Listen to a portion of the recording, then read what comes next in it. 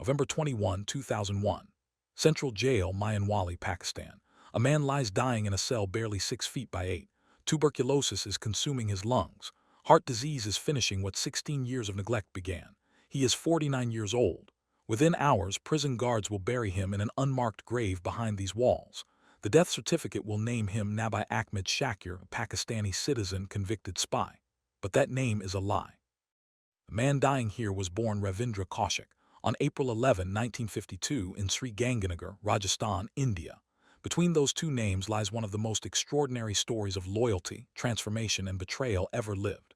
A man who erased himself to serve his country, and a country that erased him in return. Sri Ganganagar, a border town where Pakistan isn't an idea, it's a landscape visible across dusty fields and barbed wire. The year is 1952. Partition's wounds are still raw.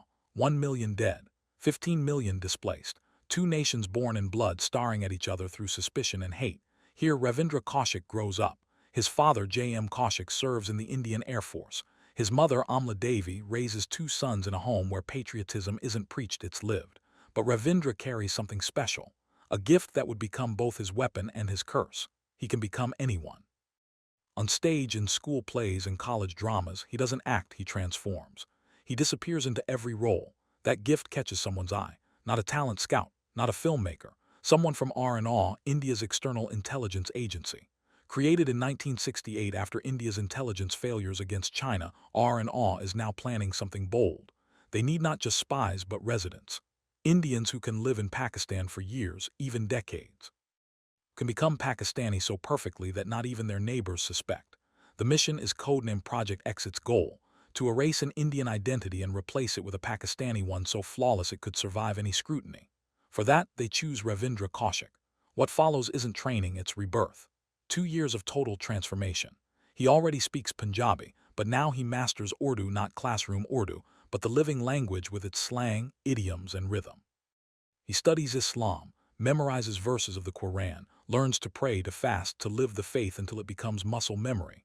And in a final act of no return, he undergoes circumcision, permanently sealing his new identity. He memorizes Pakistan's maps, its politics, its history, its hierarchy, not as an Indian but as a Pakistani would understand them. He learns Karachi like a local.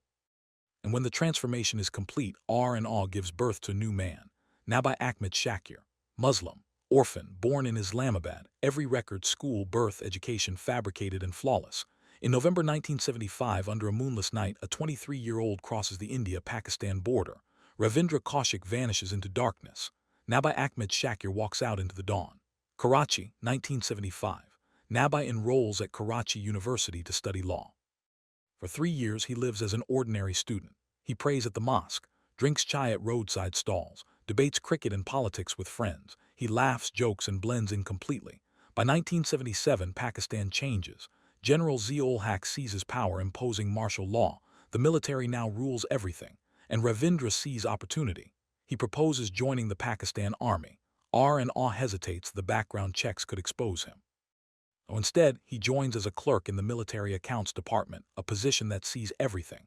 Sometimes the most dangerous spy isn't a general, it's the man who files the papers.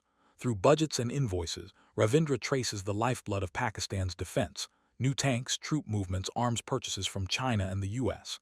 Every rupee spent leaves a trail, and Ravindra reads them all. But collecting intelligence is only half the mission. The real danger is transmitting it. There's no internet, no encryption. He uses invisible ink, coded letters to fake addresses in Kuwait and the UAE, all R&A fronts. Each letter could mean discovery, each message a death sentence. Between 1979 and 1983, India receives intelligence of unmatched precision, troop movements, military budgets, weapons imports, data that reportedly saves countless Indian soldiers' lives. His reports reach Delhi's highest desks. Even Prime Minister Indira Gandhi learns of him. She gives him a name that captures his stealth and power, the Black Tiger, but living 2 lives takes a toll. By 1979, Nabi Ahmed Shakir is nearly 30, unmarried, and that alone arouses suspicion. So he marries. Her name is Aminat, the daughter of a tailor who works with an army unit. They have a child. Imagine that life, every morning waking beside someone you love, knowing she can never know who you really are. Holding your child, knowing you can never tell them your real name. 2 families, 2 lives, 1 fragile secret. Back in India, his mother Amla prays for him every night, believing he's posted somewhere in Delhi. His brother Rajeshwar envies his government job. None of them know that Ravindra now lives under another sky, another flag. 8 years pass. 8 years of flawless deception. And then one mistake, but it isn't his. September 1983. RNA sends another operative Inyat Massi to re-establish contact and plan Ravindra's extraction. But Pakistani counterintelligence is already watching. Massi is captured, tortured, he breaks. He gives them a name, Nabi Ahmed Shakir.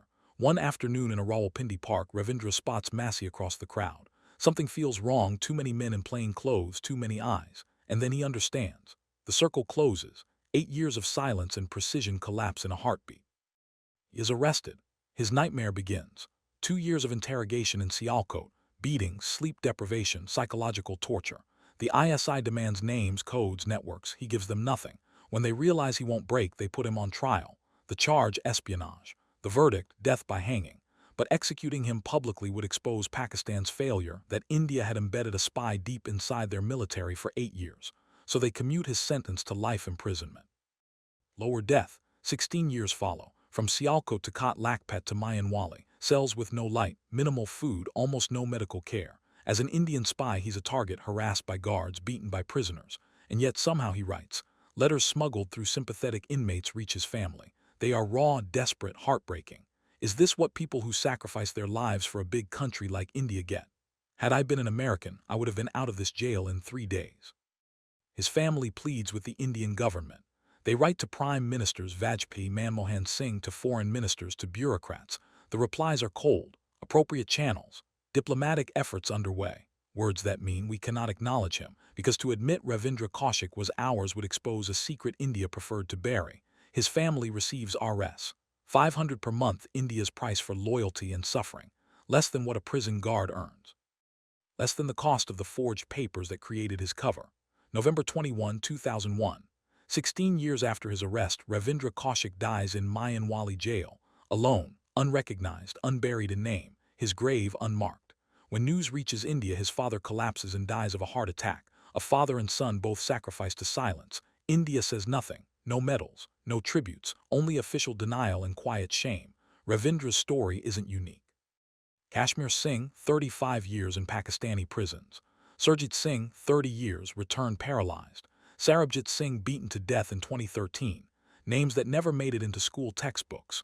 Stories of men who vanished between borders, loyal, invisible, and forgotten. Project X, the deep cover program that created men like Ravindra, was reportedly shut down in the early 2000s. His family kept receiving Rs. 500 a month until his mother's death in 2006. To this day, his grave remains anonymous. His remains were never returned. Somewhere behind Mayanwali's old prison walls lies a grave without a name.